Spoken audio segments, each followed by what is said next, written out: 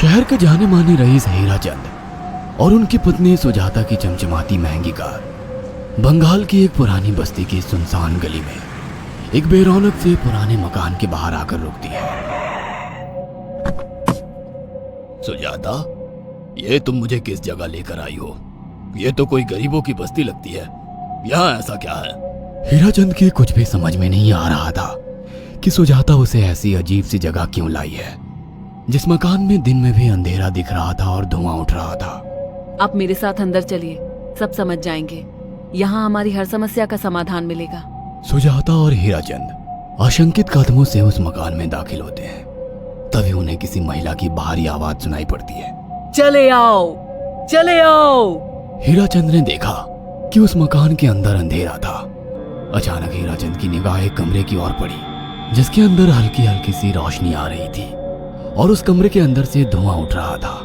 शायद उस कमरे के अंदर आग जल रही थी। है? ये किसकी आवाज है? यहाँ इतना अंधेरा क्यों है और ये धुआं कैसे उठ रहा है? मेरा तो यहाँ दम घुट रहा है। सुजाता और हीराचंद धीरे धीरे कदमों से उस कमरे के अंदर चले गए। अंदर वाले कमरे में बिखरे बाल वाली एक खूबसूरत सी बूढ़ी औरत सामने जल रही आग में एक मुर्गी की गर्दन काटकर उसका खून गिरा रही थी और मुर्गी का शरीर छटपटा रहा था।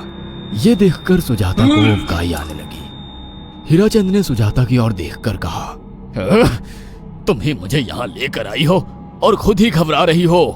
कौन है ये भयानक सी शक्ल वाली औरत और हम यहाँ क्यों आए हैं? अचानक उस औरत ने एक झटके में मुर्गे की गर्दन धड़ से अलग कर दी। ये देखकर सुजाता के मुंह से चीख निकल गई और सेठ हीराचंद भी सहम गया। वो बहुत डरावना नजारा था। ये अघोरात आई हैं। ये हमें अपनी काली तंत्र विद्या से संतान सुख प्रदान कर सकती हैं। इसलिए मैं आपको यहाँ लेकर आई हूँ। कैसी बात करती हो? जहाँ बड़े से बड़े डॉक्टर सफल नहीं हुए, वहाँ ये मामूली औरत क्या कर लेगी? हीराचंद की बात सुनकर अघोरिताई ने गुस्से से हीराचंद की ओर देखकर कहा, नादान हीराचंद, काली विद्या में इतनी शक्ति है कि मरे को भी जिंदा कर दे। संतान पैदा कराना कौन सा मुश्किल है? तुम्हें मेरा नाम कैसे पता? क्या तुम सच में हमें संतान सुख दिला सकती हो? तुम जितनी दौलत मांगोगी मिल जाएगी, अगर ये संभव है तो। संतान का नाम सुनते ही हीराचंद की आंखों में चमक आ गई। वह संतान के लिए कुछ भी कर सकता था। तुम लोगों को मुझे एक नवजात शिशु लाकर देना होगा।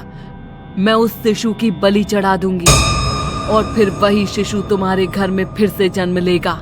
नवजात शिशु की बलि का नाम सुनते ही सुजाता और हरिचंद डर के मारे सिहर गए।